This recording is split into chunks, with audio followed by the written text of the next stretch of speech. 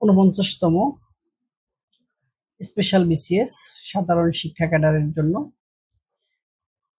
এই বিসিএস উপলক্ষে live MCQ কর্তৃক আয়োজিত ইসলামের ইতিহাস ও সংস্কৃতি বিষয়ের আজকের ক্লাসে আপনাদের সকলকে স্বাগত জানাচ্ছি। ইসলামের ইতিহাস ও সংস্কৃতি বিষয়ে আজকে আমাদের তৃতীয় ক্লাস।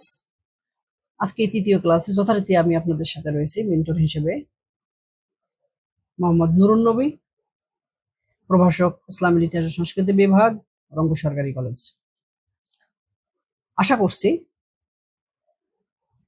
ইসলামের ইতিহাস বিষয়ে আমাদের ক্লাস, আমাদের সাজেশনমূলক কন্টেন্ট, আমাদের প্রশ্নগুলো, পরীক্ষাগুলো আপনাদের প্রস্তুতিকে আরো শানিত করছে।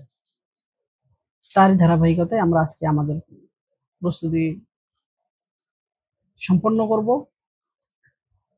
আমরা আজকে আলোচনা করব তৃতীয় ক্লাসের বিষয়ে আমরা নির্ধারণ করেছি, টপিকস নির্ধারণ করেছি খোলাফায়ে রাশিদুন, যার ব্যাপ্তি হচ্ছে 632 থেকে 661 খ্রিস্টাব্দ।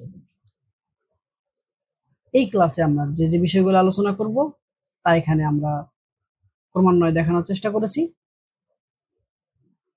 আমরা আজকের ক্লাসে আলোচনা করব হযরত আবু বকর রাদিয়াল্লাহু নির্বাচন এবং তাকে কেন ইসলামের ত্রাণকর্তা বলা হয়, হযরত উসমান রাদিয়াল্লাহু সময়ে ইসলামী সাম্রাজ্যের যে বিস্তৃতি, সেই বিস্তৃতি এবং তার যে বিভিন্ন ধরনের প্রশাসনিক সংস্কার রয়েছে, সেই সংস্কারগুলো আমরা আলোচনা করব। সেই সাথে আমরা আলোচনা করব হযরত উসমান রাদিয়াল্লাহু বিরুদ্ধে যেসব অভিযোগ নিয়ে আসা হয়েছিল, তাকে যেসব কারণে হত্যা করা হয়েছিল, সেই কারণগুলো আমরা আলোচনা করব। হযরত আলী রাদিয়াল্লাহু সময় যে গৃহযুদ্ধ সংগঠিত হয়েছিল, যার বীজ বপিত হয়েছিল হযরত উসমান রাদিয়াল্লাহু সময়, যেটা আনুষ্ঠানিকভাবে সংগঠিত হয়েছিল হযরত আলী রাদিয়াল্লাহু সময়, সেই গৃহযুদ্ধগুলো নিয়ে আমরা আলোচনা করব। আমরা আলোচনা করব খোলাফায়ে রাশিদুনের যে প্রশাসনের বৈশিষ্ট্যগুলো ছিল, তাদের প্রশাসনিক যে বৈশিষ্ট্যগুলো, সেগুলো আলোচনা করব বিভিন্ন খোলাফায়ে রাশিদুনের যে 4জন খলিফা ছিলেন, সেই 4জন খলিফার বিভিন্ন অবদান সমূহ। আমরা আমাদের আজকের যে টপিক খোলাফায়ে রাশিদুন এবং যে সাব টপিকগুলো আমরা আলোচনা করলাম, সেগুলো আমরা একটু দেখে নেব। সেগুলোর ভিতর থেকে কোনটা গুরুত্বপূর্ণ, কোনটা অপেক্ষাকৃত কম গুরুত্বপূর্ণ, কোনটা থেকে বেশি প্রশ্ন হতে পারে, কোনটা থেকে অল্প কিছু প্রশ্ন হতে পারে। আমরা দেখতে পাচ্ছি আমরা এখানে যেগুলোকে বেশি গুরুত্বপূর্ণ সেগুলো 3 স্টার, যেগুলো অপেক্ষাকৃত কম গুরুত্বপূর্ণ সেগুলো 2 স্টার, সেগুলো একেবারেই কম গুরুত্বপূর্ণ সেগুলো আমরা 1 স্টার দেওয়ার চেষ্টা করছি। তো আপনারা দেখতে পাচ্ছেন আবু বকর রাদিয়াল্লাহু নির্বাচন আমরা 1 স্টার দিয়েছি, 1 স্টার। অপেক্ষাকৃত কম গুরুত্বপূর্ণ। আমাদের এখান থেকে আবু বকর রাদিয়াল্লাহু থেকে সবচেয়ে বেশি গুরুত্বপূর্ণ হচ্ছে তাকে ইসলামের ত্রাণকর্তা কেন বলা হয়। সেগুলো আমরা আমাদের টপিকের ভিতরে দেখতে পাবো। আমরা দেখতে পাচ্ছি এখানে দেওয়া আছে ওমর রাদিয়াল্লাহু সাম্রাজ্যের বিস্তৃতি, কিন্তু তার সাম্রাজ্যের বিস্তৃতি গুরুত্বপূর্ণ অবশ্যই, তার থেকে সব থেকে বেশি গুরুত্বপূর্ণ হচ্ছে তার প্রশাসনিক সংস্কার। আমরা দেখতে পাচ্ছি হযরত উসমান রাদিয়াল্লাহুর বিরুদ্ধে আনীত অভিযোগ 3 স্টার, আলী রাদিয়াল্লাহুর সময়ের গৃহযুদ্ধ 3 স্টার, খোলাফায়ে রাশিদুনের প্রশাসনের বৈশিষ্ট্য 1 স্টার। এটা অপেক্ষাকৃত কম গুরুত্বপূর্ণ, হয়তো 2-1টা প্রশ্ন এখান থেকে আসবে। খোলাফায়ে রাশিদুনের যে অবদান, সে অবদান 3 স্টার। এখান থেকে প্রশ্ন অবশ্যই আপনারা পাবেন। আমরা এবার আমাদের ক্লাসটা যেভাবে পরিচালনা করব সেটা ধারাবাহিকতা এখানে দেখানোর চেষ্টা করেছি। আবু বকর রাদিয়াল্লাহুকে ইসলামের ত্রাণকর্তা, ওমর রাদিয়াল্লাহুর প্রশাসনিক সংস্কার, উসমান রাদিয়াল্লাহুর বিরুদ্ধে অভিযোগ, আলী রাদিয়াল্লাহুর গৃহযুদ্ধ এবং খোলাফায়ে রাশিদুনের যে প্রশাসনিক বৈশিষ্ট্যগুলো, তাদের যে অবদানগুলো, সেগুলো আমরা ধারাবাহিকভাবে আলোচনা করব। এইভাবেই আমরা আমাদের আজকের ক্লাসটি পরিচালনা করব। আপনারা আমাদের সাথেই থাকুন। আমরা এবারে আমাদের একেবারে পাঠে চলে যাই। খোলাফায়ে রাশিদুন, খলিফা, খিলাফত একই কথা। খলিফা এটি আরবি শব্দ, যার অর্থ হচ্ছে প্রতিনিধি। কার প্রতিনিধি? এখানে বলা আছে মহানবী হযরত মুহাম্মদ সাল্লাল্লাহু আলাইহি ওয়াসাল্লামের মৃত্যুর পর যিনি বা যারা তারই আদর্শকে বলবৎ রেখে যে শাসন কার্য পরিচালনা করেছেন, তারাই হচ্ছেন খলিফা, অর্থাৎ রাসূল সাল্লাল্লাহু আলাইহি ওয়াসাল্লামের পক্ষ থেকে প্রতিনিধি। এই যে প্রতিনিধিত্ব করেছেন রাসূল সাল্লাল্লাহু আলাইহি ওয়াসাল্লামের পক্ষ থেকে যারা, তারা হচ্ছেন খলিফা। এই যে খলিফা, এই খলিফা আমরা ধর্মপ্রাণ খলিফা বলতেছি। প্রধানত 4 জন খলিফাকে, হযরত আবু বকর রাদিয়াল্লাহু, হযরত ওমর রাদিয়াল্লাহু, হযরত উসমান গনি রাদিয়াল্লাহু, হযরত আলী রাদিয়াল্লাহু। এবং এই 4 জনকেই আমরা একত্রে বলতেছি খোলাফায়ে রাশিদুন। এই 4 জনের সমষ্টি খোলাফায়ে রাশিদুন, এবং এই 4 জন খলিফার শাসনকালই হচ্ছে 632 থেকে 661 এর ব্যক্তি। কিন্তু এই খিলাফত, যে খেলাফতের কথা আমরা বলতেছি, যে ধর্ম রাসূলের আদর্শকে লালিত পালিত করে, রাসূলের আদর্শকে সমুন্নত রেখে যারা শাসন কার্য পরিচালনা করতেছেন, আমরা সেই 4 জনকে খোলাফায়ে রাশিদুন বলতেছি। কিন্তু 632 খ্রিস্টাব্দে রাসূল ইসলামের ইন্তেকালের পর তার যে প্রতিনিধিত্ব আবু বকর রাদিয়াল্লাহু এর বায়াত গ্রহণের মধ্য দিয়ে শুরু হয়েছিল, সেই খিলাফত আমরা দেখি 1924 সালে সর্বশেষ উসমানীয় সাম্রাজ্যের খলিফা, সর্বশেষ খলিফা আব্দুল হামিদের পদত্যাগের মধ্য দিয়ে এই খিলাফত আনুষ্ঠানিকভাবে বিলুপ্ত হয়েছিল। কিন্তু পরবর্তী যে খলিফারা ছিলেন, এই 4 জন খলিফার পর আমরা দেখবো কিছুদিন, আমরা হয়তো এই ক্লাসে পরের ক্লাসে দেখবো উমাইয়া খিলাফত, আব্বাসীয় খিলাফত, একটা সময় ফাতিমীয় খিলাফত, এরকম বিভিন্ন ধরনের ক্রমান্বয়ে বিভিন্ন সাম্রাজ্য, বিভিন্ন বংশধররা শাসন করে গেছেন। তারাও খিলাফতকে জিন্দা রেখেছিলেন, কিন্তু এই খোলাফায়ে রাশিদিনের আদর্শকে ধরে রাখতে পারেননি বলেই আমরা তাদেরকে ধর্মপ্রাণ খলিফা বলতেছি।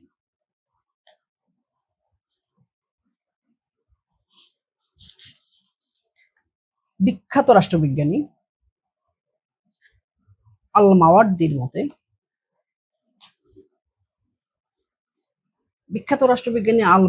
মতে, ইসলামের সার্বভৌমত্ব, আল্লাহর সার্বভৌমত্ব, একত্ববাদের ঘোষণা, সেই সাথে ইসলাম ধর্মকে প্রতিষ্ঠিত করার জন্য যে আল্লাহ এবং তার রাসূলের পক্ষ থেকে যিনি শাসন কার্য পরিচালনা করেন, তিনি খলিফা। এটা আল মাওয়ার্দি বলতেছেন। এবং তার মতে একজন খলিফার 7টি গুণ থাকা বাঞ্ছনীয়। তার ভিতরে 1 নম্বর হচ্ছে তাকে মুসলমান হতে হবে, তাকে হতে হবে কুরাইশ বংশের, তাকে হতে হবে পুরুষ, তাকে হতে হবে প্রাপ্তবয়স্ক, চরিত্রবান, শারীরিকভাবে এবং মানসিকভাবে ব্যাধিমুক্ত, এবং তিনি কোরআন এবং হাদিসের জ্ঞান রাখতেন। এই গুণগুলো যার ভিতরে থাকবে, তিনিই হচ্ছেন খোলাফায়ে রাশিদিন। এই যে খোলাফায়ে রাশিদিন, এই খোলাফায়ে রাশিদিনের সূচনা ঘটে আমাদের প্রথম খলিফা হযরত আবু বকর সিদ্দিক রাদিয়াল্লাহু এর খিলাফত গ্রহণের মধ্য দিয়ে। আমরা একটু আবু বকর সিদ্দিক রাদিয়াল্লাহু এর পরিচয় দেখে নেই। তিনি মক্কার বিখ্যাত কুরাইশ বংশের তাইম গোত্রে, আমাদের রাসূল সাল্লাল্লাহু আলাইহি সাল্লাম জন্মগ্রহণ করেছিলেন মক্কার বিখ্যাত কুরাইশ বংশের হাশিমি গোত্রে। আর আবু বকর, প্রথম খলিফা হযরত আবু বকর যারা জন্মগ্রহণ করেছেন তাইম গোত্রে 573 খ্রিস্টাব্দে, রাসূল সাল্লাল্লাহু আলাইহি সাল্লামের মাত্র 3 বছরের ছোট ছিলেন ইনি। তার বাল্য নাম ছিল আব্দুল্লাহ এবং তার ডাক নাম ছিল আবু বকর, এটা তার কুনিয়াত বা উপনাম। ইসলাম গ্রহণের পর তাকে সিদ্দিক উপাধি দেওয়া হয়। তাকে সিদ্দিক উপাধি দেন আমাদের প্রিয় নবী হযরত মুহাম্মদ সাল্লাল্লাহু আলাইহি সাল্লাম। নবুয়তের নবুয়তের 10ম বছরে যখন 620 সালে রাসূলুল্লাহ মিরাজ গমন করেছিলেন, মিরাজ গমন করে ঊর্ধ্ব গমন করে এসে আল্লাহর সাথে দিদার করে এসে রাসূলুল্লাহ যখন ফজরের নামাজের পর মসজিদে নববীতে মিরাজের ঘটনা গল্প করতেছিলেন, তখন আবুল আহাব কূটনীতিকভাবে আবু বকরের কাছে গেছেন, গিয়ে বলতেছেন যে শোনো তোমার নবীর কথা, তিনি নাকি এই রাত্রে মক্কা থেকে বাইতুল মুকাদ্দাসে গেছেন, বাইতুল মুকাদ্দাস থেকে বোরাক নামে একটি বাহনে চড়ে 7ম আসমানে আরশে আজিমে গিয়ে আল্লাহর সাথে দিদার করেছেন, আল্লাহর সাথে কথোপকথন করে সেখান থেকে 5 ওয়াক্ত নামাজের নিয়ে এসে এই মাত্র মসজিদে নববীতে এসে ফজরের নামাজ পড়ে আমাদের সেগুলো শোনাচ্ছেন। তোমার নবীর মাথা খারাপ হয়ে গেছে। তখন আবু বকর রাদিয়াল্লাহু বলেন, এটা কি আমার রাসূল নিজের মুখে বলেছেন? কাছে হ্যাঁ, নিজের মুখে। তাহলে যিনি যেটা বলেছেন সত্য বলেছেন, এখানে অবিশ্বাস করার মতো কিছু নেই। তার এই যে একনিষ্ঠ আত্মবিশ্বাস এবং একনিষ্ঠ বিশ্বাস, এই বিশ্বাসের কারণে রাসূল সাল্লাল্লাহু আলাইহি সাল্লাম তাকে সিদ্দিক উপাধি দিয়েছিলেন। তিনি কাপড়ের ব্যবসা করতেন এবং বয়স্কদের ভিতরে তিনি সর্বপ্রথম ইসলাম গ্রহণ করেন। শুধু বয়স্কদের ভিতরে না, তিনি খাদিজা রাদিয়াল্লাহু আনহার পর প্রথম পুরুষ ব্যক্তি হিসেবে ইসলাম গ্রহণ করেন। 622 সালে হযরত মুহাম্মদ সাল্লাল্লাহু আলাইহি সাল্লাম যখন তার প্রিয় মাতৃভূমি মক্কা থেকে মদিনায় হিজরত করছেন, তখন তার সঙ্গী ছিলেন এই আবু বকর রাদিয়াল্লাহু। তাকে তিনি সওর পর্বতের গুহায় 3 দিন তার সাথে তিনি থেকেছিলেন। এবং রাসূল সাল্লাল্লাহু আলাইহি ওয়াসাল্লাম যখন অসুস্থ ছিলেন এবং রাসূল সাল্লাল্লাহু আলাইহি ওয়াসাল্লামের সম্মতিতে, রাসূল সাল্লাল্লাহু আলাইহি ওয়াসাল্লামের অনুপস্থিতিতে এই আবু বকর রাদিয়াল্লাহু ইমামতি করতেন। অর্থাৎ এ থেকে বোঝা যাচ্ছে রাসূল সাল্লাল্লাহু আলাইহি ওয়াসাল্লাম তাকে কতটা ভালোবাসতেন। এবং রাসূল সাল্লাল্লাহু আলাইহি ওয়াসাল্লাম একটা কথা বলেছিলেন যে, আমার পরে যদি কোনো নবী আসতেন সেটা আবু বকর, এবং আল্লাহকে বাদে আমি যদি আর কাউকে প্রকৃত বন্ধু মনে করি, সেই বন্ধুটাই আমার আবু বকর সিদ্দিক। তাকে তিনি কতটা ভালোবাসতেন। এই রাসূল সাল্লাম যখন ইন্তেকাল করেন 632 খ্রিস্টাব্দে, তিনি তার কোনো উত্তরাধিকার রেখে যাননি। তার কোনো পুত্র সন্তান ছিল না জীবিত। রাসূল সাল্লামের মৃত্যুর পর ইসলামের নেতৃত্বের একটা সংকট তৈরি হয়েছে। তখন রাসূল সাল্লামের খুব ঘনিষ্ঠ যে সাহাবীগণ ছিলেন, হযরত ওমর রাদিয়াল্লাহু, হযরত আবু বকর রাদিয়াল্লাহু, হযরত উসমান, আলী রাদিয়াল্লাহু, তালহা জুবাইর রাদিয়াল্লাহু, আব্দুর রহমান ইবনে আউফ রাদিয়াল্লাহু, এরকম অনেক বিশিষ্ট বিশিষ্ট সাহাবীগণ নেতৃত্ব খুঁজে নেওয়ার জন্য বনু সাকিফা বানির সাইদার গৃহে সবাই মিলে একত্রে হয়ে একজন নেতা নির্বাচন করার জন্য চেষ্টা করেন। এই সময় আমরা 4টি আলাদা আলাদা গ্রুপ পক্ষ দেখতে পাই। একটা আনসাররা একজনকে, মুহাজিররা আরেকজনকে, কুরাইশরা আরেকজনকে, এবং আলী রাদিয়াল্লাহু সমর্থকরা বলেন যে আলী রাদিয়াল্লাহু যেহেতু রাসূল সাল্লাল্লাহু আলাইহি ওয়াসাল্লামের চাচাতো ভাই এবং জামাতা, তিনি হবেন খলিফা। এই যে এরকম একটা সংকটময় অবস্থা, এরকম সংকটময় অবস্থায় ওমর রাদিয়াল্লাহু, আবু বকর রাদিয়াল্লাহু এর বয়স, রাসূল সাল্লাল্লাহু তার সাথে সম্পর্ক এবং রাসূল সাল্লাল্লাহু এর প্রতি তার যে অবস্থান, তার পদমর্যাদা, সম্মান সবকিছু বিবেচনা করে তাকে প্রথম খলিফা হিসেবে স্বীকৃতি দিয়ে তার হাতে বায়াত গ্রহণ করেন। এবং উপস্থিত সকলে তখন আস্তে আস্তে তার কাছে বায়াত গ্রহণ করেন এবং তাকে খলিফা হিসেবে স্বীকৃতি দেন। এবং সকলের ঐক্যমত্যে, সকলের আন্তরিকতায়, সকলের ভোটে আবু বকর রাদিয়াল্লাহু খলিফা হিসেবে নির্বাচিত হন। গণতান্ত্রিক প্রক্রিয়ায় আবু বকর সিদ্দিক রাদিয়াল্লাহু নির্বাচিত হন। আমরা এই আবু বকর সিদ্দিক রাদিয়াল্লাহু এর জীবনী, খুলাফায়ে রাশিদিন, খলিফাদের দেখলাম। তাদের আমরা একটু এটা দেখে নেই। এখানে কিছু গুরুত্বপূর্ণ প্রশ্ন আমরা দেখতে পাচ্ছি।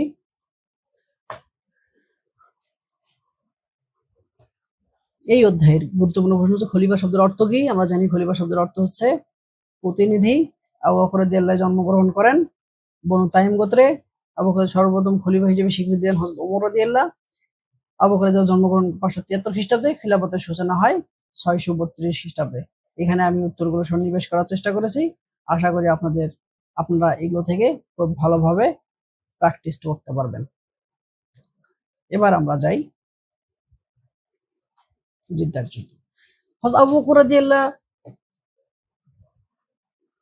ক্ষমতা গ্রহণ করার পরপরই, খলিফা হিসেবে দায়িত্ব গ্রহণ করার পরপরই রাসূল সাল্লাল্লাহু আলাইহি সাল্লামের অনুপস্থিতিতে কিছু স্বার্থন্বেষী মহল যে বিভিন্ন ধরনের কূটচাল লিপ্ত ছিল, সেই কূটচালের তিনি বিপত্তিতে পড়ে যান।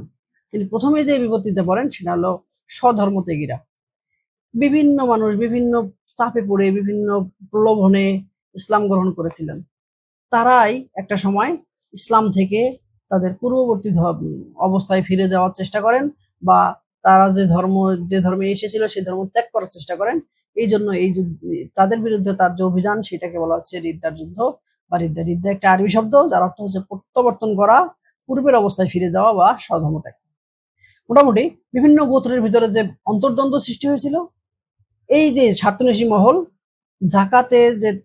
জাকাত প্রদান করতে যে অর্থ ব্যয় হয়, এই অর্থ ব্যয় করার অস্বীকৃতি জানিয়ে তারা জাকাত প্রদান করতে চায়নি। তারা মদিনা রাষ্ট্রকেই মানতে চায় না একটা সময়। এবং বেশ কিছু মানুষ মহানবী সাল্লাল্লাহু আলাইহি সাল্লামের অনুপস্থিতিতে নিজেদের প্রভাব প্রতিপত্তি বজায় রাখার জন্য নিজেদেরকেই নবী হিসেবে ঘোষণা করেন। সেই জন্য তাদেরকে আমরা বলতেছি ভণ্ড নবী। এই ভণ্ড নবীদের ভিতরে অন্যতম ছিল তোলাইহা, সাজা, মুসাইলামা এবং আসাদ আনসি। এই ব্যক্তিগুলো আরবের বিভিন্ন অঞ্চলে নিজেদেরকে ভণ্ড নবী হিসেবে ঘোষণা করে এবং তার অনুসারী বাড়াতে থাকে। এবং এই এদের বিরুদ্ধে, এই যে জাকাত প্রদানের অস্বীকৃতি দানকারী ব্যক্তিরা, গোলযোগ সৃষ্টিকারীরা, এই ভণ্ড নবীরা, এইদের বিরুদ্ধে আবু বকর রাদিয়াল্লাহু যে জিহাদ, যে যুদ্ধ, সেটাই ছিল রিদ্দার যুদ্ধ। এই রিদ্দার যুদ্ধটি 632 থেকে 633 খ্রিস্টাব্দ পর্যন্ত অনুষ্ঠিত হয়েছিল। এই রিদ্দার যুদ্ধের সময় আবু বকর সিদ্দিক রাদিয়াল্লাহু সমগ্র ইসলামী শাসনকে, সমগ্র রাষ্ট্রকে 11টি ভাবে বিভক্ত করে 11 জন আলাদা আলাদা সেনাবাহিনীকে আলাদা আলাদা জায়গায় প্রেরণ করেছিলেন। সেই সময় যে সেনাপতিদের তিনি প্রেরণ করেছেন তার ভিতরে উল্লেখযোগ্য সেনাপতি হচ্ছে মহাবীর খালিদ বিন ওয়ালিদ রাদিয়াল্লাহু, ইকরাম রাদিয়াল্লাহু, সোহার বিন রাদিয়াল্লাহু, মুহাজির বিন উমাইয়া ইত্যাদি। এই সকল সেনাপতিরা বিভিন্ন জায়গায় দ্বন্দ্ব ফাসাদ সৃষ্টিকারী, জাকাত প্রদানে অস্বীকৃতি দানকারী এবং ভণ্ড নবীদের পরাজিত করে হযরত আবু বকর রাদিয়াল্লাহু এর নিয়ন্ত্রণে নিয়ে আসেন এবং তাদেরকে তাদের এই গোলযোগ চিরতরে বন্ধ করে দেন। এই যে ভণ্ড নবী আমরা বললাম, আমরা একটু সেই ভণ্ড নবীদের কিভাবে পতন হয় সেটা একটু এই মুহূর্তে দেখে নেব। ভণ্ড নবীদের ভিতরে অন্যতম একজন ছিলেন আসাদ আল-সি, যিনি ইয়েমেনের অধিবাসী ছিলেন। তিনি মুহাম্মদ সাল্লাল্লাহু আলাইহি ওয়াসাল্লামের জীবনের শেষ দিকে, যখন রাসূল সাল্লাল্লাহু আলাইহি ওয়াসাল্লাম শয্যাশায়ী, অসুস্থ, তখন তিনি নিজেকে ইয়েমেনে নিজেকে নবী হিসেবে দাবি করেন এবং তারই আত্মীয়দের ভিতরে ফিরোজ দালাই নাম করতে তিনি নিহত হন। এখানে আবু বকর রাদিয়াল্লাহু তাকে দমন করার জন্য খুব বেশি বেগ পেতে হয়। অন্যতম আর একজন ভণ্ড নবী ছিলেন তুলাইহা, যিনি নজদে নিজেকে নবী দাবি করে তার অনুসারী বৃদ্ধি করতে চেয়েছিলেন। আবু বকর রাদিয়াল্লাহু মহাবীর খালিদ রাদিয়াল্লাহুকে তার বিরুদ্ধে প্রেরণ করেন এবং বুজাকার নামক যুদ্ধে খালিদকে পরাজিত করে, বুজাকার যুদ্ধে তুলাইহাকে পরাজিত করে খালিদ রাদিয়াল্লাহু ওই অঞ্চল ইসলামী সাম্রাজ্যের অন্তর্ভুক্ত করে। আরেকজন ভণ্ড নবী ছিল সাজা, যিনি ছিলেন একজন নারী এবং এই তুলাইহাকে পরাজিত করার পর খালিদ রাদিয়াল্লাহু বনু তামিম গোত্রের আর অভিযান পরিচালনা করেছিলেন এবং এই নারী সাজা অত্যন্ত চালাক, ধুরন্ধর ব্যক্তি ছিলেন। তিনি যখন দেখলেন যে খালিদ রাদিয়াল্লাহুর সাথে তিনি পেরে উঠবেন না, তখন তিনি আরেক ভণ্ড নবী মুসাইলামার সাথে মিলিত হন এবং তাকে বিবাহ করেন। মানে তিনি নিজের অবস্থান, নিজের শক্তিটা সঞ্চয় করতে চেয়েছিলেন এখান থেকে। এই যে ভণ্ড নবীদের আমরা নাম বললাম 4 জন, তার ভিতরে সর্বাপেক্ষা শক্তিশালী ছিল এই মুসাইলামা। এই মুসাইলামার বিরুদ্ধে আবু বকর রাদিয়াল্লাহু প্রথমে ইকরামাকে, তারপর সোহার বিন রাদিয়াল্লাহুকে প্রেরণ করেছিলেন, কিন্তু তারা দুইজনেই তার বিরুদ্ধে তাকে দমন করতে ব্যর্থ হয়েছিলেন। অবশেষে তিনি মহাবীর খালিদ রাদিয়াল্লাহুকে 633 খ্রিস্টাব্দে তার বিরুদ্ধে প্রেরণ করেন এবং তার বিরুদ্ধে একটি যুদ্ধ সংগঠিত হয়। সেই যুদ্ধের নাম হচ্ছে ইয়ামামার যুদ্ধ। এই যুদ্ধটি মুসলমানদের ইতিহাসে খুবই গুরুত্বপূর্ণ যুদ্ধ। এই যুদ্ধে 300 মতান্তরে 700 কোরআনে হাফেজ নিহত হয়েছিলেন, শহীদ হয়েছিলেন। এই যে বিশাল সংখ্যক কোরআনে হাফেজের শহীদ হওয়া, এই শহীদ হওয়ার কারণে এই যুদ্ধকে বলা হচ্ছে মৃত্যুর উদ্যান, the battle of the garden of death, মৃত্যুর উদ্যানের নগরী, মৃত্যুর উদ্যানের যুদ্ধ।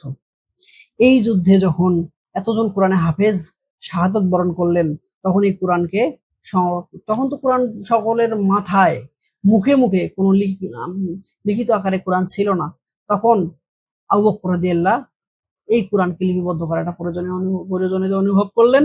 তিনি হযরত উমর রাদিয়াল্লাহু এর পরামর্শে রাসূল সাল্লাল্লাহু আলাইহি ওয়াসাল্লামের ব্যক্তিগত সহকারী এবং ওহী লেখক যায়েদ বিন সাবিতকে কোরআন শরীফের সবগুলো আয়াত একখানে সংকলন করার একটা দায়িত্ব দেন, যা কোরআন সংকলনের প্রথম প্রয়াস ছিল। এই কোরআন সংকলনের তিনি প্রথম প্রয়াস চালিয়েছিলেন হযরত আবু বকর রাদিয়াল্লাহু। আমরা যে টপিকগুলো আলোচনা করলাম, রিদ্দার যুদ্ধ, ভণ্ড নবীদের দমন, সেখান থেকে আমরা এখানে কিছু প্রশ্ন দেওয়ার চেষ্টা করেছি। আপনারা এই প্রশ্নগুলো প্র্যাকটিস করবেন আপনাদের প্রস্তুতি শানিত করবার জন্য। এবার আমরা আলোচনা করব এই যে তিনি আবু বকর রাদিয়াল্লাহু যে ক্ষমতা গ্রহণ করলেন, খিলাফতের দায়িত্ব গ্রহণ করার পরপরই তিনি যে এই যে ভণ্ড নবীদের বিরুদ্ধে, তারপরে জাকাত প্রদানের অস্বীকৃতি, রিদ্দার যুদ্ধ, ভণ্ড নবীদের পতন, এইসব করার পরেও তিনি ইসলামী সাম্রাজ্য সম্প্রসারণও করেছিলেন। কেন করেছিলেন?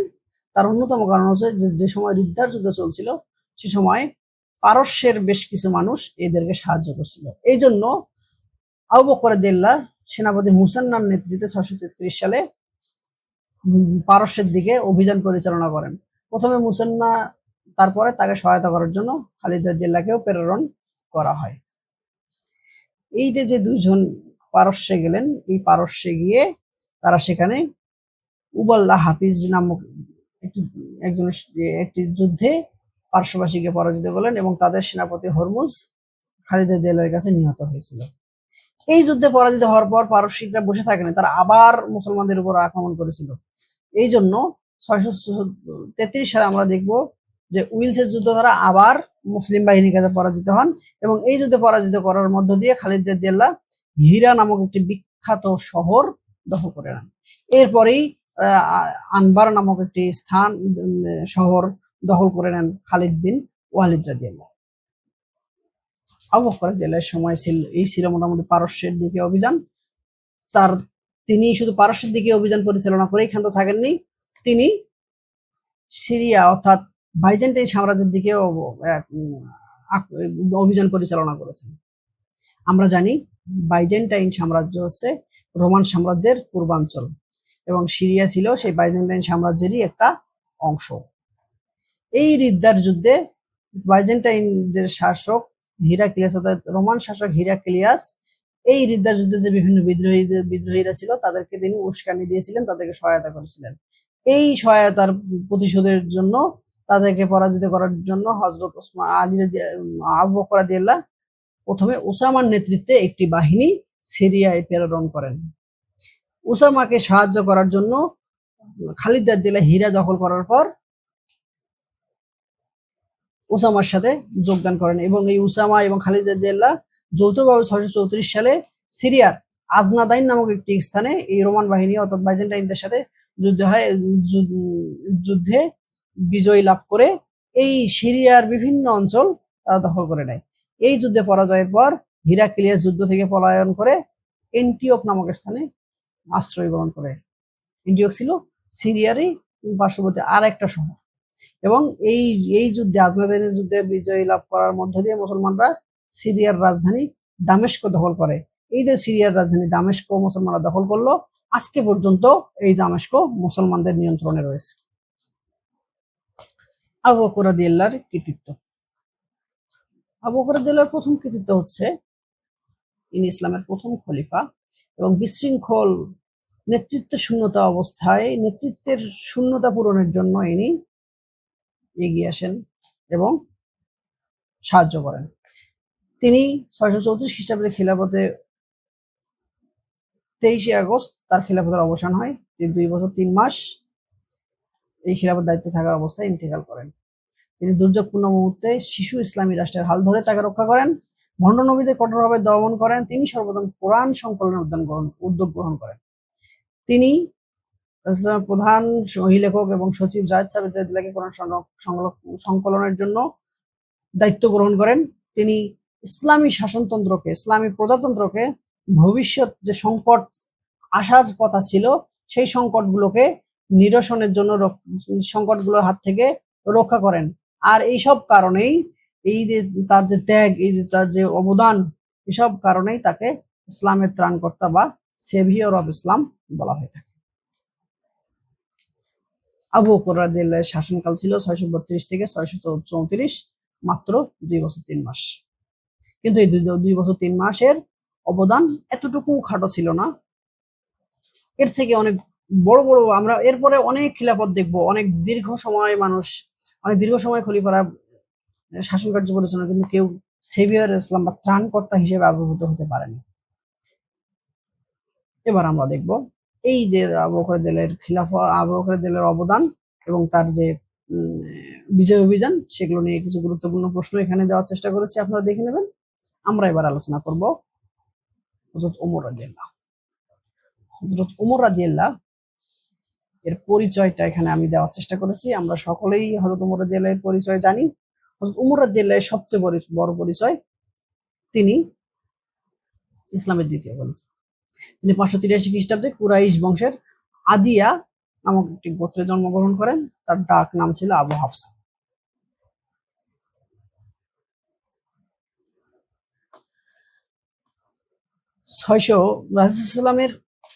যখন রাসূলুল্লাহ ইসলামের প্রচার করতেছেন, 610 সালে রাসূলুল্লাহ যখন নবুয়ত প্রাপ্ত হলেন, মাত্র 3 বছর তিনি যখন গোপনে ইসলাম প্রচার করছেন, তখন ওমর রাদিয়াল্লাহু আনহুর বোন ফাতেমা এবং তার ভগ্নিপতি সাইদ ইসলাম গ্রহণ করেছিলেন। এই কথা শুনে ওমর রাদিয়াল্লাহু খুবই রাগান্বিত হয়ে গেছিলেন এবং তিনি রাসূলুল্লাহকে হত্যার জন্য উদ্বুদ্ধ হয়েছিলেন। এই যে তার রাগান্বিত হওয়ার পর তিনি খুঁজে বেড়াচ্ছেন এবং তিনি এসে যখন দেখলেন তার বোন কোরআন পড়তেছে, তখন তিনি আরো অগ্নিশর্মা হয়ে গেলেন। তার বোনকে তিনি আঘাত করলেন, তার বোনের গা থেকে রক্ত বেরোলো, তিনি নরম হয়ে গেলেন। তিনি তখন বললেন, তুমি কি আয়াত তেলাওয়াত করতেছো সেটা আমাকে পড়ে শোনাও। তখন তার বোন তাকে সূরা তহার আয়াত তেলাওয়াত করে শোনালেন, তার মন নরম হয়ে গেল। তিনি অনুধাবন করতে পারলেন যে যা করতেছি সব ভুল করতেছি। তিনি সাত ইসলাম গ্রহণের জন্য উদ্বুদ্ধ হলেন। তখন তার বোন বললেন, তোমাকে গোসল করে পবিত্র হতে হবে। তিনি গোসল করে পবিত্র হয়ে তারপর ইসলাম ধর্ম গ্রহণ করেন। এই যে তার ইসলামের প্রতি তার বুঝ, সত্য এবং মিথ্যাকে আলাদা করতে পারা, ইসলাম গ্রহণ করা, এসব কারণেই মহানবী সাল্লাল্লাহু আলাইহি সাল্লাম তাকে সত্য মিথ্যার পার্থক্যকারী বা ফারুক উপাধি দিয়েছিলেন।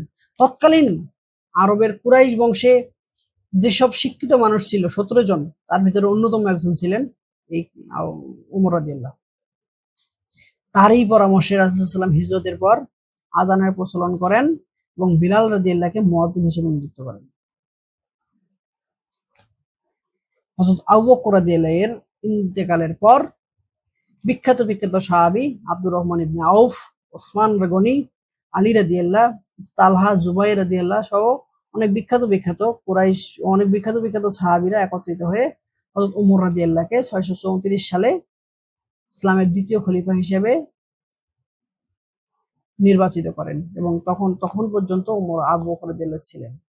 তাকে নির্বাচিত করার অনেকেই তাকে নির্বাচিত করার জন্য ভিটো দিয়েছে, তার বিরুদ্ধাচরণ করেছে, কারণ তার রাগান্বিত স্বভাব, তার রাগের কারণে। তখন আবু বকর রাদিয়াল্লাহু বলেছেন, তিনি দায়িত্ব পেলে নরম হয়ে যাবেন। আমরা তার দায়িত্বের সময় সেটা আমরা দেখেছি। তিনি মানুষের ঘরে ঘরে গিয়ে খাবার আছে কিনা খোঁজ নিয়েছেন এবং আমরা একটা সময় দেখব তিনি যখন 641 সালে জেরুজালেম দখল করেন, তিনি মদিনা থেকে জেরুজালেমে যাওয়া অবস্থায় বাই রোটেশন একজন ভৃত্য একবার, অর্থাৎ তাকে টেনে নিয়ে যাবেন যে দাস, তিনি একবার, এবং খলিফা আমিরুল মুমিনিন ওমর রাদিয়াল্লাহু একবার উটের রশি ধরে টানবেন।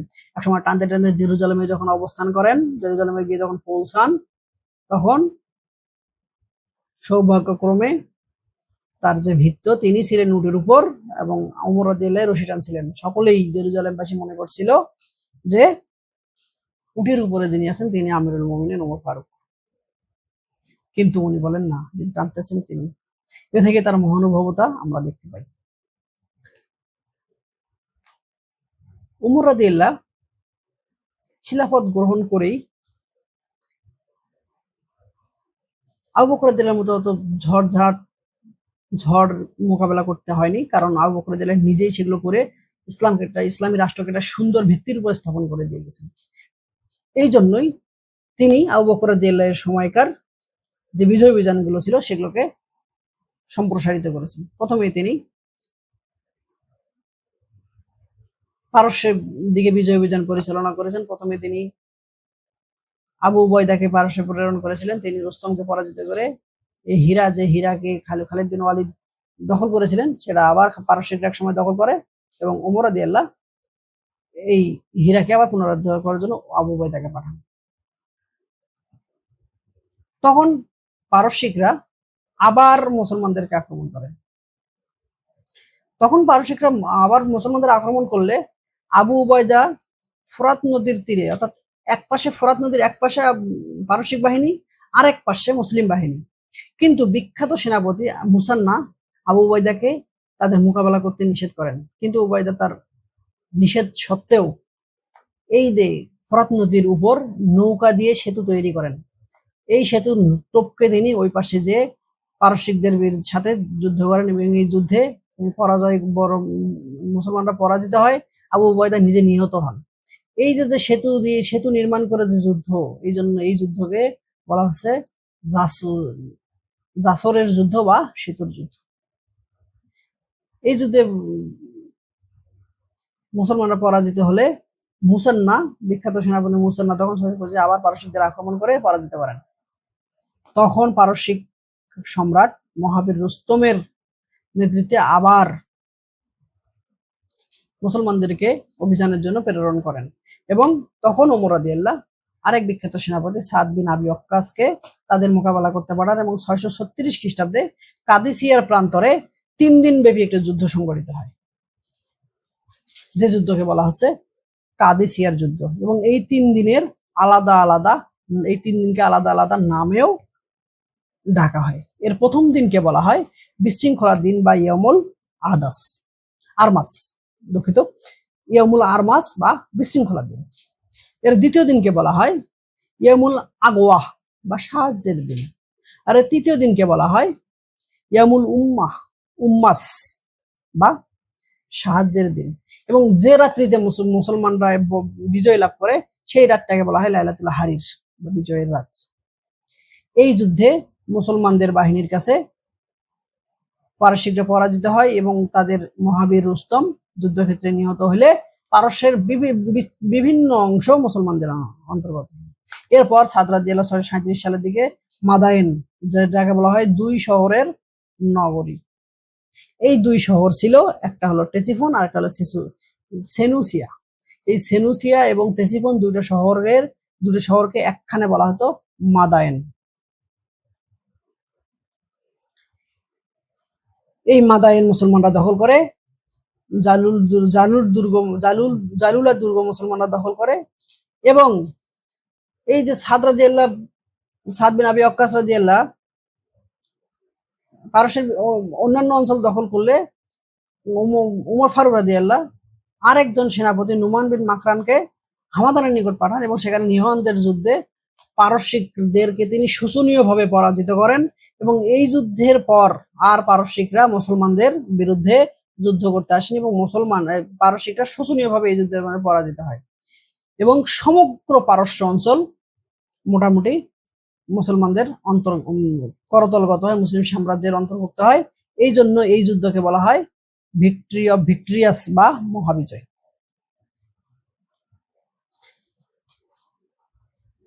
এই পারস্য বিজয়ের ধারাবাহিকতায় তিনি মুসলিম সাম্রাজ্যের আরেক দিকে, অর্থাৎ পারস্য ছিল মুসলিম সাম্রাজ্যের উত্তর পূর্ব দিকে আর বাইজেন্টাইন ছিল উত্তর পশ্চিমাঞ্চলে।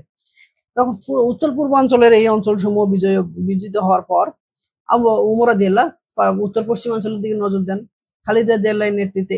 ইতিমধ্যেই আবু বকর রাদিয়াল্লাহু এখানে খালিদ বিন ওয়ালিদকে পাঠিয়েছিলেন। খালিদ রাদিয়াল্লাহু 635 সালে দামেস্ক বিজয় করেন। এ বছরেই উনি হিমস, জর্ডান ইত্যাদি ইত্যাদি অঞ্চল দখল করেন। তখন নিজ সাম্রাজ্যের বিভিন্ন অঞ্চল যখন মুসলমানদের অধীনে চলে যাচ্ছে, তখন বাইজেন্টাইন সম্রাট হিরাক্লিয়াস তার ভাই থিওডোরাসের নেতৃত্বে একটা বিশাল বাহিনী প্রেরণ করেন মুসলমানদেরকে দমন করার জন্য, মুসলমানদেরকে প্রতিহত করার জন্য। তখন এই মুসলিম বাহিনী এবং বাইজেন্টাইনদের এই বাহিনী ইয়ারমুকের নামক একটি স্থানে দুই পক্ষের যুদ্ধ সংঘটিত হয়। এই যুদ্ধে আবু উবাইদা, আমর বিন আস এবং খালিদ বিন ওয়ালিদ তিনজন সেনাপতি একখানে হয়ে যুদ্ধ করেন এবং এই যে যুদ্ধ, এই তিন বাহিনীর একখানে যে যুদ্ধ, এই ইয়ারমুকের যুদ্ধে মুসলমানরা, এই যুদ্ধ খুবই মারাত্মক এবং খুবই রক্তক্ষয়ী একটা যুদ্ধ ছিল। এই যুদ্ধে মুসলমানদের অনেক ক্ষয়ক্ষতি হয়েছিল। যদিও রোমান বাহিনীকে মুসলমানরা পরাজিত করতে পেরেছিল, কিন্তু তার বিনিময়ে মুসলমানদের 3000-এর মতো মুসলমান এখানে শহীদ হয়েছিল। এই যে ইয়ারমুকের যুদ্ধ, এই ইয়ারমুকের যুদ্ধের পর মুসলমানরা মোটামুটি সিরিয়ার বিভিন্ন অঞ্চল, এন্টিওক, আলেপ্পো, টাওয়ার, রোমানের বাইজেন্টাইনের অনেক অঞ্চল মুসলমানরা দখল করে ফেলে এবং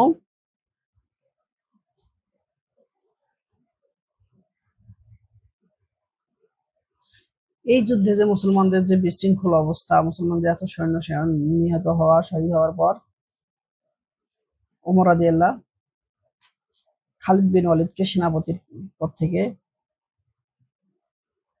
অপসারণ করেন। সেনাপতি আবু উবাইদাকে 638 সালে জাজি রাজারা, বর্তমানে আমরা সিনাই উপদ্বীপ বলছি, এই সিনাই উপদ্বীপ 638 সালে দখল করেন। এরপর আমর ইবনে আস 600 হেলিওপোলিসের যুদ্ধে রোমান বাহিনী পরাজিত করে 640 সালে তিনি জেরুজালেম অধিকার করেন। যে জেরুজালেমের ঘটনা আমরা একটু আগে পড়লাম। এই জেরুজালেমে যারা ছিল, জেরুজালেমের যেসব খ্রিস্টান পাদ্রী ছিল, তাদের অনুরোধে তারা নিজেরাই ওমর রাদিয়াল্লাহর সাথে চুক্তির পত্র সই করতে চাইছিলেন। এই জন্য তাদের অনুরোধে ওমর রাদিয়াল্লাহ জেরুজালেমে গিয়ে চুক্তি সই করেছিলেন। 641 সালের 8 নভেম্বর মুসলমানরা আলেকজান্দ্রিয়া, মিশরের একটা অংশ দখল করেন এবং এরপর মুসলমানরা মোটামুটি পুরো মিশর অঞ্চল, অর্থাৎ নীল নদের উভয় তীরের বিভিন্ন অঞ্চল বিজয় অভিযান পরিচালনা করেন। এবং এই পরিচালনা করার পর বিখ্যাত সেনাপতি আমর ইবনে আস কায়রোর নিকটবর্তী একটা জায়গায় একটা রাজধানী স্থাপন করার জন্য একটা শহর প্রতিষ্ঠা করেন, যে শহরটার নাম হলো ফুস্তাদ নগরী, যেটা পরবর্তীতে মোটামুটি 944 সাল পর্যন্ত মিশরের রাজধানী ছিল। এরপরে মুসলমানরা 644 সালের মধ্যে বারকা, ত্রিপলি এর সহ উত্তর আফ্রিকার বিভিন্ন অঞ্চল বিজয় অভিযান পরিচালনা করে। এই অধ্যায়ের বিভিন্ন প্রশ্নগুলো এখানে দেওয়া আছে, আপনারা নিজেদের প্রস্তুতি শানিত করবার জন্য এগুলোকে এখানে আমরা চর্চা করবেন। আমরা এবার দেখব বিখ্যাত যে সেনাপতির আমরা নাম বললাম, খালিদ বিন ওয়ালিদ। সেই খালিদ বিন ওয়ালিদ, এই খালিদ বিন ওয়ালিদ ইনি একজন বিখ্যাত সেনাপতি, যিনি জীবনে তার যতগুলো যুদ্ধে তিনি অংশগ্রহণ করেছেন, কোন যুদ্ধেই তিনি পরাজিত হননি। তিনি উহুদের যুদ্ধে মুসলমানদেরকে বিপর্যয়ে ফেলেছিলেন এবং তিনি 628 সালে হুদায়বিয়া সন্ধির পর ইসলাম গ্রহণ করেছিলেন। তিনি মুতার যুদ্ধে বীরত্বপূর্ণ অবদান, আমরা জানি মুতার যুদ্ধে পর 3জন সেনাপতি শহীদ হয়েছিলেন। সেই 3জন সেনাপতির শহীদ হওয়ার পর খালিদ রাদিয়াল্লাহ দায়িত্ব গ্রহণ করে মুতার যুদ্ধে বিজয় লাভ করেছিলেন। এই জন্য রাসূল সাল্লাল্লাহু আলাইহি ওয়াসাল্লাম তাকে সাইফুল্লাহ বা লাল তরবারি উপাধি দিয়েছিলেন। তিনি আবু বকর রাদিয়াল্লাহর সময় ভণ্ডনবী বুখারের যুদ্ধে ভণ্ডনবী তুলাহিয়াকে ইয়ামামার যুদ্ধে মুসাইলামাকে পরাজিত করেছিলেন। তিনি উইলিসের যুদ্ধে পারস্যদের পরাজিত করে হীরা দখল করেছিলেন। তিনি ইয়ারমুকের যুদ্ধে রোমানদের পরাজিত করে সিরিয়ার বিভিন্ন অঞ্চল দখল করেছিলেন। এবং এরপরেই আমরা দেখব ওমর রাদিয়াল্লাহ এই খালিদ বিন ওয়ালিদকে সিরিয়ার গভর্নর নিযুক্ত করেছিলেন, কিন্তু তিনি গভর্নর থাকাকালীন ওমর রাদিয়াল্লাহ তার কাছ থেকে অর্থনৈতিক হিসাব চাইলে তিনি সেই হিসাব দিতে ব্যর্থ হয়। ওমর রাদিয়াল্লাহকে সরিয়ে মুয়াবিয়াকে সিরিয়ার শাসনকর্তা নিযুক্ত করেছিলেন। ওমর রাদিয়াল্লাহর কৃতিত্ব, ওমর রাদিয়াল্লাহ প্রশাসনিক যে সংস্কার, সেই সংস্কারটা আমরা এখন দেখব। তার প্রথম যে সংস্কার ছিল, তিনি একটি গণতান্ত্রিক কাঠামো তৈরি করেছিলেন খলিফা নির্বাচন করবার জন্য, এবং তারই সেই কাঠামোতেই আমরা পরবর্তী ওসমান এবং আলী রাদিয়াল্লাহকে নির্বাচিত হতে দেখব। তিনি শাসন কার্য পরিচালনায় মজলিসুস শুরার পরামর্শ সর্বদাই গ্রহণ করতেন। এই মজলিসুস শুরা 2টি ভাগে বিভক্ত ছিল। এই মজলিসুস শুরার পরামর্শ ছাড়া তিনি কোনো ধরনের সিদ্ধান্ত গ্রহণ করতেন না। এবং এই মজলিস 2টি ভাগে বিভক্ত ছিল, একটা হলো মজলিসে আম সাধারণ পরিষদ, আর একটা হচ্ছে মজলিসে খাস বা বিশেষ পরিষদ। আমরা আমাদের বর্তমান রাষ্ট্রের সাথে যদি এটাকে তুলনা করি, তা আমরা বলতে পারি একটা হচ্ছে জাতীয় সংসদ আর একটা হলো মন্ত্রী পরিষদ। মজলিসে আম জাতীয় সংসদ এবং মজলিসে খাস হচ্ছে মন্ত্রী পরিষদ বা বর্তমানে যেটা উপদেষ্টা পরিষদ। তিনি তার সময়ে সাম্রাজ্য এত পরিমাণ বিস্তৃত হয়েছিল যে কেন্দ্র থেকে, অর্থাৎ মদিনা থেকে পুরো সাম্রাজ্যকে শাসন করা সম্ভব হয়নি। এইদিকে উত্তরে একদম আজারবাইজান পর্যন্ত, পারস্য পার হয়ে আজারবাইজান পর্যন্ত, পশ্চিমে লিবিয়া, ত্রিপলি, বাক্কা, আলজিয়ার্স পর্যন্ত, এই যে বিশাল সাম্রাজ্য, এই বিশাল সাম্রাজ্যকে পরিচালনা করার জন্য তিনি 14টি প্রদেশে বিভক্ত করেছিলেন। সেগুলো হচ্ছে মক্কাকে কেন্দ্র করে মক্কা, মদিনা, সিরিয়া, বসরা, কুফা, ফার্স, কিরমান, খুরাসান, মিশর, ফিলিস্তিন, মাকরান, সিজিস্তান, আজারবাইজান, যেটা আমরা একটু আগে বললাম, আল জাজিরা অর্থাৎ আমাদের সিনাই উপদ্বীপ। এই যে প্রদেশগুলো ইনি বিভক্ত করেছিলেন, এই প্রত্যেকটা প্রদেশ আবার জেলায়ও বিভক্ত ছিল। এই প্রদেশে যিনি প্রধান ছিলেন তাকে বলা হচ্ছে আল ওয়ালি, এবং এই প্রত্যেকটা জেলার যিনি প্রধান ছিলেন তাকে বলা হতো আমির। তিনি প্রথম আদমশুমারি প্রবর্তন করেছিলেন জনগণকে ভাতা প্রদান করবার জন্য। তিনি রাজস্ব সংস্কার করেছিলেন। 6 ধরনের রাজস্ব তিনি তার সময় গ্রহণ করা হতো: জাকাত, জিজিয়া, গনিমত, খারাজ, আলফে এবং উসর। এবং এই রাজস্ব সংগ্রহ করে তিনি তাকে সেগুলোকে রক্ষণাবেক্ষণ করার জন্য একটি সংরক্ষণাগার তৈরি করেন, যাকে বলা হচ্ছে বাইতুল মাল, যেটি আমাদের দেশের বর্তমানে জাতীয় বাংলাদেশ ব্যাংক, জাতীয় টাকশাল। তিনি তার রাষ্ট্রের জনগণকে নিরাপত্তা প্রদানের জন্য পুলিশ বিভাগ সৃষ্টি করেছিলেন, এবং এই পুলিশের আমাদের দেশে যেমন ইন্সপেক্টর অফ পুলিশ বলা হয়, সেটি সময় ছিল সাহিবুল আহদাস। তার সেই সময় প্রধান বিচারপতি ছিল কাজীউল কুজ্জাত। সামরিক বিভাগের প্রধানকে বলা হতো দিনুল জুদ, এবং তিনি সামরিক বিভাগকে পরিচালনা করার জন্য সমগ্র সাম্রাজ্যকে 9টি সামরিক জেলায় বিভক্ত করেছিলেন। তিনি রাসূল সাল্লাল্লাহু আলাইহি সাল্লামের 622 সালে মক্কা থেকে মদিনা হিজরতকে স্মরণীয় করে রাখবার জন্য আরবি সন অর্থাৎ হিজরি সন প্রবর্তন করেন 639 সালে। এই যে তার যে সংস্কার, তার এই প্রশাসনিক বিকেন্দ্রীকরণ, তার এই প্রশাসনিক রীতিনীতির জন্য তাকে বলা হচ্ছে অ্যাডমিনিস্ট্রেটিভ জিনিয়াস বা প্রশাসনিক প্রতিভা। এই প্রশাসনিক প্রতিভা 644 সালে আততায়ীর হাতে নিহত হন, এবং তার যে দীর্ঘ শাসন, তার যে কর্তৃত্বপূর্ণ শাসন, সেই শাসনের অবসান ঘটে। আমরা হযরত ওমর রাদিয়াল্লাহু আনহু শাসন ব্যবস্থা এবং তার সংস্কারগুলোর, তার প্রশাসনিক সংস্কার নিয়ে বেশ কিছু প্রশ্ন এখানে সন্নিবেশ করেছি। আপনারা এগুলো অনুশীলন করবেন, চর্চা করবেন।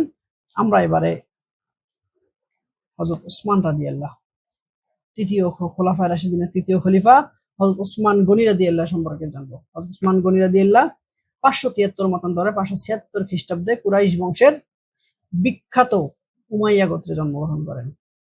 তিনি 34 বছর বয়সে ইসলাম গ্রহণ করেছিলেন। এই যে তৎকালীন কুরাইশ বংশ, সে তৎকালীন কুরাইশ বংশের যেসব ধনী ব্যক্তি ছিল তার ভিতরে অন্যতম ছিলেন এই ওসমান রাদিয়াল্লাহু। এই জন্য তাকে ওসমান গনি বলা হতো। গনি হচ্ছে তার উপাধি। এই গনি শব্দের অর্থ হচ্ছে সম্পদশালী বা ধনী। তিনি রাসূল সাল্লাল্লাহু আলাইহি সাল্লামের 2 জন কন্যা রুকাইয়া এবং কুলসুমকে পরপর বিয়ে করেছিলেন, একজনের মৃত্যুর পর আর একজনকে। এবং রাসূল সাল্লাল্লাহু আলাইহি সাল্লাম তাকে নিয়ে আর একটু উক্তি করছিলেন যে আমার যদি আরো কোনো কন্যা সন্তান থাকতো, আমি তাকে দিয়েও ওসমান রাদিয়াল্লাহু বিবাহ দিতাম। তাকে ওসমান রাদিয়াল্লাহু রাসূল এত পরিমাণ ভালোবাসতেন। এই যে তার যে 2 কন্যাকে রাসূল বিয়ে করেছিলেন, এই জন্য তাকে জুন্নুরাইন বা 2 নূরের অধিকারী বলা হয়। এই 2 জুন্নুরাইন, 2 নূর হচ্ছে, একজন হচ্ছে উম্মে কুলসুম আর একজন হচ্ছে রুকাইয়া। এই ওসমান রাদিয়াল্লাহু সর্বপ্রথম তার স্ত্রী রুকাইয়াকে সাথে নিয়ে 615 সালে আবিসিনিয়ার রাজা নাজাশির দরবারে প্রথম হিজরত করেছিলেন, যা ছিল ইসলামের ইতিহাসের প্রথম হিজরত আবিসিনিয়ায়। সেখানে গিয়েছিলেন হযরত ওসমান রাদিয়াল্লাহু। এই ওসমান রাদিয়াল্লাহু হুদাইবিয়া সন্ধির সময় মহানবী সাল্লাল্লাহু আলাইহি সাল্লামের পক্ষ থেকে নিজের জীবনের ঝুঁকি নিয়ে কুরাইশদের সাথে শান্তি আলোচনা করতে গিয়েছিলেন।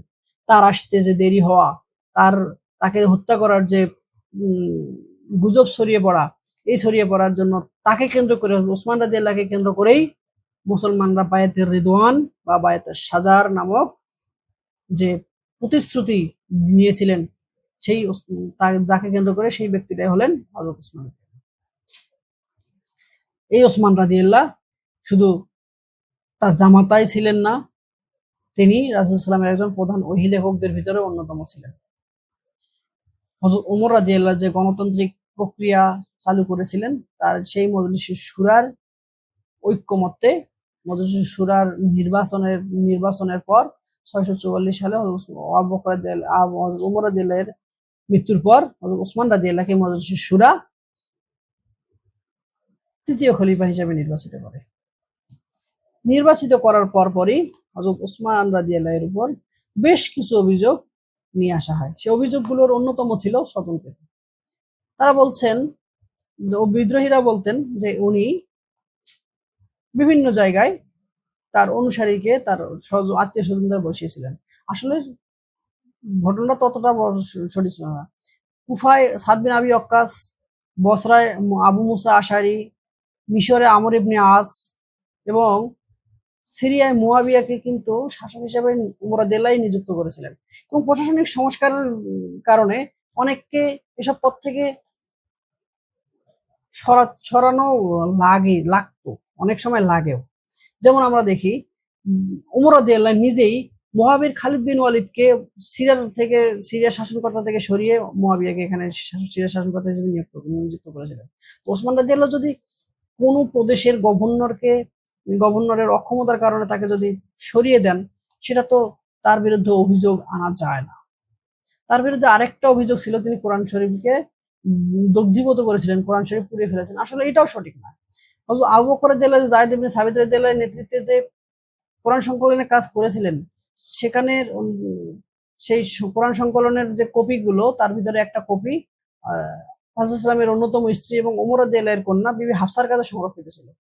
এবং ওসমান রাদিয়াল্লাহু সময় আরবের বিভিন্ন অঞ্চলে বিভিন্নভাবে কোরআনের বিভিন্ন উচ্চারণ নিয়ে বিভিন্ন ধরনের মতবিরোধ তৈরি হলে তিনি হাফসা রাদিয়াল্লাহুর কাছে যে সংরক্ষিত যে কপি, সেখান থেকে আরো 7টি কপি করে বাকি সব কপিগুলো পুড়িয়ে ফেলেছিলেন এবং এই 7টি কপি আরবের সাম্রাজ্যের বিভিন্ন অঞ্চলে তিনি পাঠিয়ে দিয়েছিলেন। এই জন্যই তো তাকে জামিউল কোরআন উপাধি দেওয়া হয়। কোরআনকে জামিউল কোরআন, কোরআন একত্রকারী বলা হয়। তিনি সমগ্র কোরআনের সবগুলো পাণ্ডুলিপিকে একখানি করে একত্রিত করে এগুলোর আলাদা আলাদা কপি করে বিভিন্ন অঞ্চলে প্রেরণ করেছিলেন, যাতে উচ্চারণের আরব অঞ্চলের সাথে অনারব অঞ্চল এর ভিতরে কোন উচ্চারণের তফাৎ না হয়, আর যেন কোরআনের অর্থের কোনো তারতম্য না আসে। এই জন্য তো তাকে জামিউল কোরআন বলা হচ্ছে। তিনি তো আসলে কোরআন শরীফ দগ্ধীভূত করেননি, কোরআনকে পুড়িয়ে দেননি। তার বিরুদ্ধে আরেকটা যে অভিযোগ নিয়ে আসা হয়েছিল, সেটা হচ্ছে তিনি নাকি রাষ্ট্রীয় সম্পদ আত্মসাৎ করেছিলেন। আমরা জানি তার এত পরিমাণ সম্পদ ছিল তৎকালীন কুরাইশ বংশের, ততক্ষণ ধনী মানুষ ছিলেন, তার ভিতরে অন্যতম ছিলেন ইনি হযরত ওসমান গনি রাদিয়াল্লাহু। তিনি তো অকাতরে মানুষকে বিলিয়ে দিয়েছেন এবং খোলাফায়ে রাশিদুনের যে 4 জন খলিফা ছিলেন, এই 4 জন খলিফার ভিতরে হযরত ওসমান রাদিয়াল্লাহু বাইতুল মাল থেকে কোনো প্রকার অর্থ গ্রহণ করেনি। তার পরিবার তিনি নিজেই রোজগার করে চালাতেন। বাইতুল মাল থেকে কোনো অর্থ নিয়ে তিনি তার পরিবার চালাতেন না। তো এইটা যে তার বিরুদ্ধে মিথ্যা অভিযোগ নিয়ে আসা হয়েছে, আসলে এটা সত্য নয়। এবং তার সময় আরেকটা অভিযোগ নিয়ে আসা হয়েছে আবু যর গিফারিকে তিনি নির্বাসন দিয়েছেন। আসলে তাও সঠিক নয়, কারণ আবু যর গিফারি যে সমাজতান্ত্রিক মতবাদ, সম্পদ সংরক্ষণের যে মতবাদ প্রচার করতেছিলেন, এটা নিয়ে এই আবু যর গিফারিকে মুয়াবিয়া খুব ভয় করতেন। এই জন্য তিনি সুকৌশলে সিরিয়া থেকে তাকে মদিনায় পাঠাতেন এবং মদিনায়ও যেন কোন ধরনের ঝামেলা তৈরি না হয়, এই জন্য ওসমান রাদিয়াল্লাহু তাকে সাময়িক কিছুদিনের জন্য রাবাদা নামক স্থানে রেখেছিলেন। সেটা আসলে নির্বাসন বলা যায় না, কিন্তু দুর্ভাগ্যজনকভাবে তিনি সেখানেই ইন্তেকাল করেন। এই জন্য বিদ্রোহীরা ওসমান রাদিয়াল্লাহুকে দায়ী করেন। তিনি রাষ্ট্রীয় সম্পদ রক্ষণাবেক্ষণের জন্য চারণভূমি ব্যবহার করেছেন, নিজের জন্য না। এবং আব্দুল্লাহ ইবনে মাসউদ এবং উবাই রাদিয়াল্লাহুর সাথে ভুল বোঝাবুঝির জন্য তিনি সাময়িক ভাতা বন্ধ করে দিয়েছিলেন। পরবর্তীতে তিনি আব্দুল্লাহ ইবনে হযরত উবাই রাদিয়াল্লাহু মৃত্যুবরণ করলে তিনি তার প্রাপ্য ভাতা তার পরিবারের কাছে পৌঁছে দিয়েছিলেন পর্যন্ত। এজন্য তাকে অভিযুক্ত করা যায় না, কিন্তু বিদ্রোহীরা তাকে অভিযুক্ত করেছিল। এই যে এইসব অভিযোগ, সেই সাথে তৎকালীন সময়ে উমাইয়া এবং হাশিমি গোত্রের যে দ্বন্দ্বের প্রকাশ স্বরূপ ইবনে সাবা নামক একজন সুযোগ সন্ধানী মুসলমান, যাকে আমরা মুনাফিক বলি, তার অপপ্রচার, সেই সাথে আনসার এবং মুহাজির দুই বাহিনী আলাদা আলাদা ভাবে তাদের প্রাপ্যতা নিয়ে দ্বন্দ্ব, তার চাচাতো ভাই মারওয়ান যে বিভিন্ন ধরনের ধ্বংসাত্মক নীতি গ্রহণ করেছিলেন, এই সব কারণে তার বিরুদ্ধে মানুষের খুবই ক্ষিপ্ততা তৈরি হয়। সেই সাথে তিনি চারিত্রিকভাবে ছিলেন খুবই কোমল এবং নরম মানুষের। এইরকম সময় তাকে খুব কঠোরতা গ্রহণ করতে হয়েছে। যিনি কোমল স্বভাবের, তিনি তা করতে পারেননি। এজন্যই কুচক্রী মহল তার বিরুদ্ধে ষড়যন্ত্র করতে পারে এবং বিদ্রোহীরা তার বিরুদ্ধে উস্কে যায়। তারই একটা সময় আমরা দেখব 656 সালের 17 জুন তাকে পবিত্র কোরআন শরীফ তেলাওয়াত করা অবস্থায় 82 বছর বয়সের বৃদ্ধ মানুষকে বিদ্রোহীদের নির্মমভাবে আঘাত করে। তাকে আঘাতে গেলে তার তৎকালীন স্ত্রী লায়লা তাকে যখন আঘাত রক্ষা করতে যান, তখন তারা হাতের 3টি আঙ্গুল কেটে যান। একসাথে ওসমান রাদিয়াল্লাহু এবং লায়লা দুইজনকেই হত্যা করা হয় এবং এই ওসমান রাদিয়াল্লাহু হত্যার মধ্য দিয়েই ইসলামে গৃহযুদ্ধের সূচনা ঘটে। হযরত ওসমান রাদিয়াল্লাহু সম্পর্কে বেশ কিছু প্রশ্ন এখানে সন্নিবেশ করেছি, আপনারা এগুলো অনুশীলন করবেন। এবার আমরা দেখব চতুর্থ খলিফা হযরত আলী রাদিয়াল্লাহু, যিনি রাসূল সাল্লাল্লাহু আলাইহি সাল্লামের চাচাতো ভাই। তিনি মক্কার কুরাইশ বংশের হাশিমি গোত্রের রাসূল ইসলামের গোত্রের রাসূল সাল্লাল্লাহু আপন চাচাতো ভাই। 600 সালে তিনি জন্মগ্রহণ করেন, 600 খ্রিস্টাব্দে।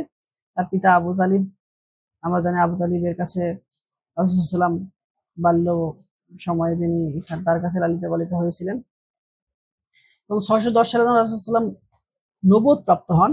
নবুয়ত প্রাপ্তর সময় প্রথম বালক বা যুবকদের ভিতরে প্রথম ব্যক্তি হিসেবে তিনি 10 বছর বয়সে তিনি ইসলাম গ্রহণ করেছেন। যুবককে বলা যায় বা যুবক, যিনি শিশুই বলা চলে, শিশুদের ভিতরে তিনি প্রথম ইসলাম গ্রহণ করেন।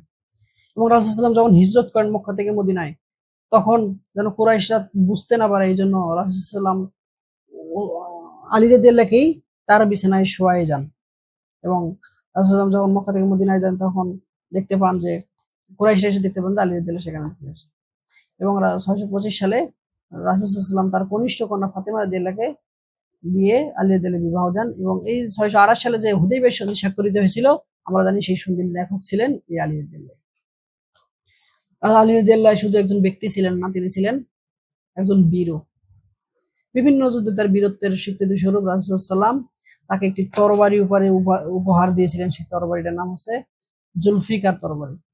এবং আমরা জানি খাইবারে যখন মুসলমানরা অভিযান পরিচালনা করেন 628 সালে, সেই খাইবারে একটি দুর্গ ছিল, নাম ছিল কামুজ দুর্গ।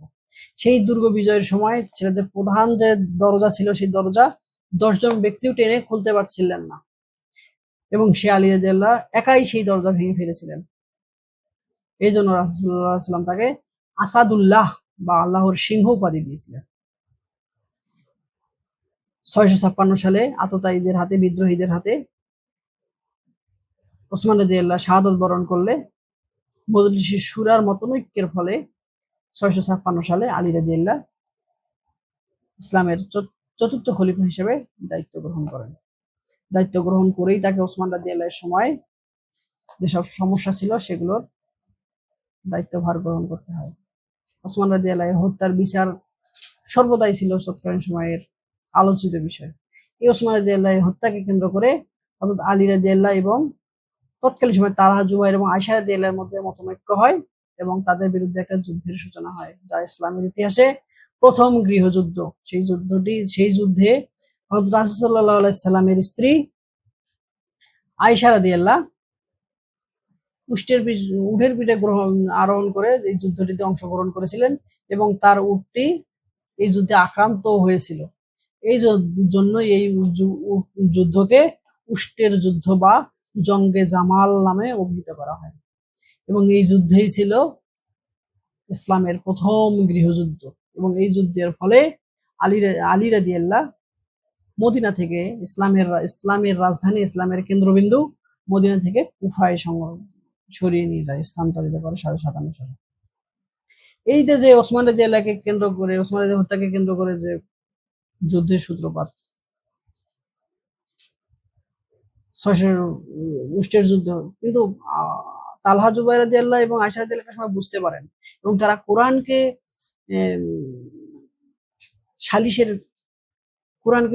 ঝান্ডা ধরে এই যুদ্ধ থামিয়ে দেন। এই যুদ্ধে আমরা তেমন ক্ষয়ক্ষতি দেখি না, কিন্তু ওসমান রাদিয়াল্লাহুকে হত্যাকে কেন্দ্র করে এবং বেশ কিছু কুচক্রী মহলের কুমন্ত্রণায় আমরা আরেকটি গৃহযুদ্ধ দেখতে পাই, সেটা হচ্ছে সিফফিনের যুদ্ধ। মুয়াবিয়া রাদিয়াল্লাহু আলী রাদিয়াল্লাহুর প্রতি আনুগত্যহীনতা। ওসমান রাদিয়াল্লাহু ছিলেন মুয়াবিয়া রাদিয়াল্লাহু এর নিজের গোত্রের মানুষ, অর্থাৎ দুইজনেই ছিল উমাইয়া গোত্রের। এই জন্য মুয়াবিয়া রাদিয়াল্লাহু নিজে ওসমান রাদিয়াল্লাহু হত্যার বিচার দাবি করতেছিলেন এবং এরই প্রেক্ষিতে আমরা দেখবো 657 সালে আরেকটি যুদ্ধ সংঘটিত হয়। সেটি যুদ্ধের নাম, সেটি হচ্ছে ইউফ্রেটিস বা ফ্রাত নদীর আরেক তীরে যে যুদ্ধ সংঘটিত হচ্ছে, সেই যুদ্ধটির নামই হচ্ছে সিফফিনের যুদ্ধ। এই যুদ্ধ 657 সালে সংঘটিত হয় আলী রাদিয়াল্লাহু এবং মুয়াবিয়া রাদিয়াল্লাহুর মধ্যে। তৎকালীন সময় মুয়াবিয়া ছিলেন সিরিয়ার গভর্নর। এই যে দুজনের যুদ্ধ, এই যুদ্ধে একটা সময় মুয়াবিয়া রাদিয়াল্লাহুর বাহিনীর পরাজয় আসন্ন হয়ে যায়, কিন্তু তার তৎকালীন সময়ে যে সেনাপতি ছিল অত্যন্ত সুচতুর আমর ইবনে আস। আমর ইবনে আস ছিল মুয়াবিয়া রাদিয়াল্লাহুর সেনাপতি এবং রাসূলুল্লাহ আলী রাদিয়াল্লাহুর সেনাপতি ছিলেন মুসা আশারি নামক একজন বিখ্যাত সেনাপতি এবং সরল সহজ সরল মানুষ। এই যুদ্ধের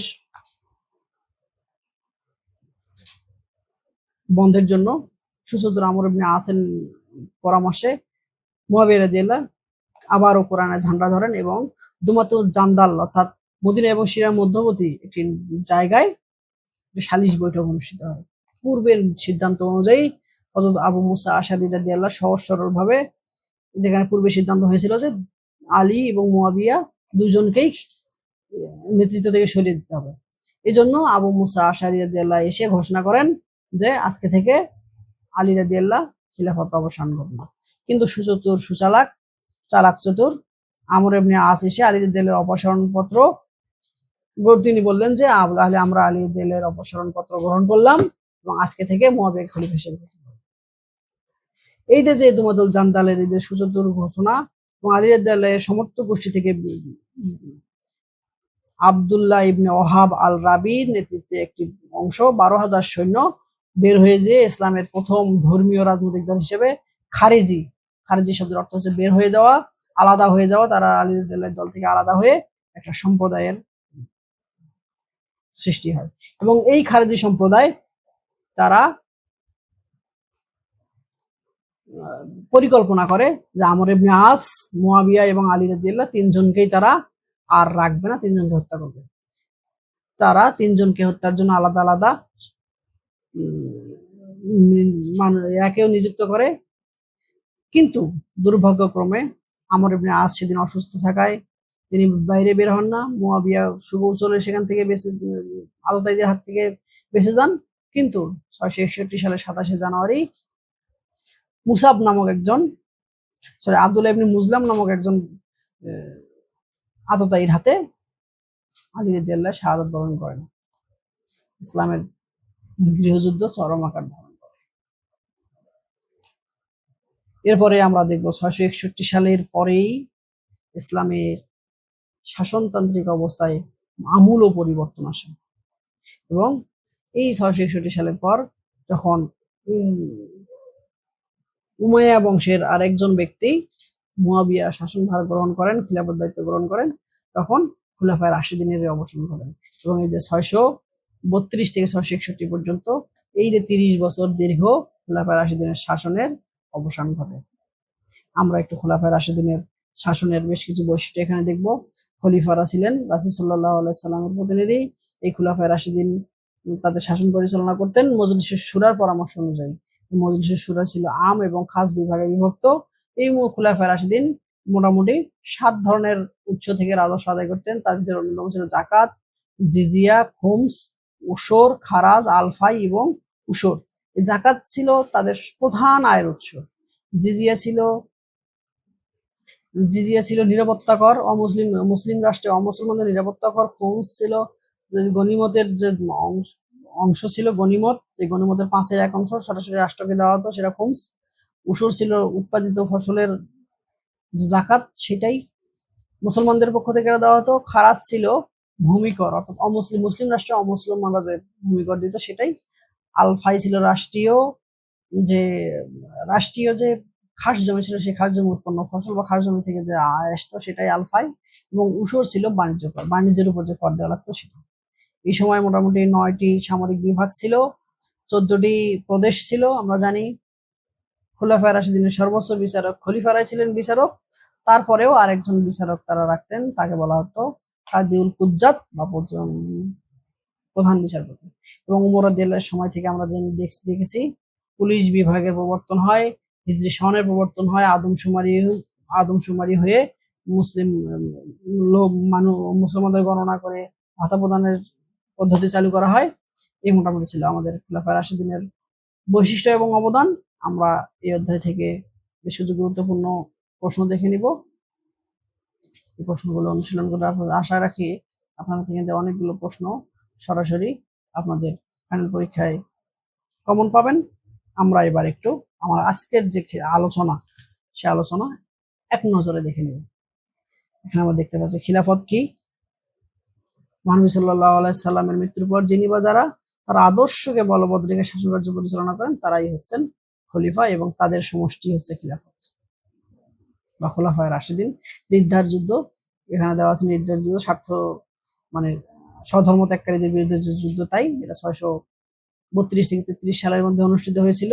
আমরা জানি বিদ্যার জন্য সমগ্র অঞ্চলকে 11টি ভাগে বিভক্ত করা হয়েছিল। ভণ্ড নবী যার 4 জন, আসাদ আনসি, তুলাইহা, শাহজা, মুসাইলামা, তারা নিজেদেরকে নিজেদের শেষ নবী হিসেবে দাবি করতো, আসলে তারা নবী ছিল না, এই জন্য তাদেরকে আমরা ভণ্ড নবী বলছি। ইয়ামামার যুদ্ধ হয়েছে 633 সালে। এই যুদ্ধে মুসাইলামা অর্থাৎ ভণ্ড নবী মুসাইলামার বিরুদ্ধে যে যুদ্ধটি সেটি ছিল ইয়ামামার যুদ্ধ। কাদেসিয়ার যুদ্ধ যেটা ছিল পারস্যিকদের বিরুদ্ধে যুদ্ধ, যেখানে সাদ বিন আবি ওয়াক্কাস রাদিয়াল্লাহু নেতৃত্বে 636 সালে মুসলমানরা বিজয় লাভ করেছিল। ইয়ারমুকের যুদ্ধ বাইজেন্টাইনের বিরুদ্ধে যে যুদ্ধ ছিল সেটি 636 সালে অনুষ্ঠিত হয়েছিল, ইয়ারমুকের যুদ্ধ। এই ইয়ামামার যুদ্ধের পরে আমরা দেখি যে আবু বকর রাদিয়াল্লাহু কোরআন সংকলনের কাজ হাতে নিয়েছিলেন, যা সমাপ্ত করেছিলেন ওসমান রাদিয়াল্লাহু, তাকে জামিল কোরআন বলা হচ্ছে। তারপরে আমরা দেখব হিজরি সন প্রবর্তন করেছেন ওমর রাদিয়াল্লাহু 639 সাল থেকে রাসূল ইসলামের হিজরতকে স্মরণীয় করে রাখবার জন্য জুনুরাইন। আমরা এই দেখতে পাই জুনুরাইন হচ্ছে দুই নূরের অধিকারী রাসূল ইসলামের দুই কন্যা রুকাইয়া এবং কুলসুমকে ওসমান রাদিয়াল্লাহু বিবাহ করেছিলেন বলে তাকে বলা হচ্ছে জুনুরাইন। উষ্টের যুদ্ধ 656 সালে যে যুদ্ধটি সংঘটিত হয়েছে, আয়েশা রাদিয়াল্লাহু এখানে উটের পিঠে চড়ে যুদ্ধ করেছিলেন বলে এটাকে বলা হচ্ছে উষ্টের যুদ্ধ। সিফফিনের যুদ্ধ মুআবিয়া এবং আলী রাদিয়াল্লাহুর মধ্যে 657 সালে। খারেজি এই সিফফিনের যুদ্ধের পর দুমাতুল জান্দালের যে সালিশি বৈঠক, এই সালিশি বৈঠককে মেনে নিতে না পেরে আল-বিদুল্লাহের সমর্থক গোষ্ঠী যারা আব্দুল্লাহ ইবনে ওয়াহাব আল রাবির নেতৃত্বে আলাদা একটি ধর্মীয় উগ্রপন্থী সম্প্রদায় সৃষ্টি হয়, ধর্মীয় উগ্রপন্থী রাজনৈতিক সম্প্রদায়, সেটাই হচ্ছে খারেজি। এই যে 632 থেকে 661 পর্যন্ত মোটামুটি 30 বছরের যে শাসন, 4 জন খলিফা যেখানে শাসন করেন, এই 4 জন খলিফার ভিতরে আমরা দেখি শুধু একজন খলিফাই হযরত আবু বকর সিদ্দিক রাদিয়াল্লাহু স্বাভাবিক মৃত্যু বরণ করতে সক্ষম হয়েছিলেন, বাকি 3 জনকেই আততায়ীর হাতে অথবা বিদ্রোহীদের হাতে শহীদ হতে হয়েছিল। এই যে খোলাফায়ে রাশিদিনের 4 জন খলিফার ভিতরে 2 জন ছিলেন রাসূল সাল্লাল্লাহু আলাইহি ওয়াসাল্লামের শ্বশুর, প্রথম 2 জন আবু বকর রাদিয়াল্লাহু এবং ওমর রাদিয়াল্লাহু এবং ওসমান এবং আলী রাদিয়াল্লাহু ছিলেন তার জামাতা। এই ছিল মোটামুটি খোলাফায়ে রাশিদিনকে নিয়ে আমাদের আজকের আয়োজন। সাথে থাকবার জন্য সকলকে ধন্যবাদ। আবার আগামী ক্লাসে দেখা হবে। সে পর্যন্ত সবাই ভালো থাকুন, সুস্থ থাকুন। 39তম স্পেশাল বিসিএস এ আপনাদের প্রস্তুতি আরো শানিত হোক, আপনারা আপনাদের কাঙ্ক্ষিত ক্যাডার পত্রে পেয়ে যান। সকলের জন্য শুভকামনা। আসসালামু আলাইকুম।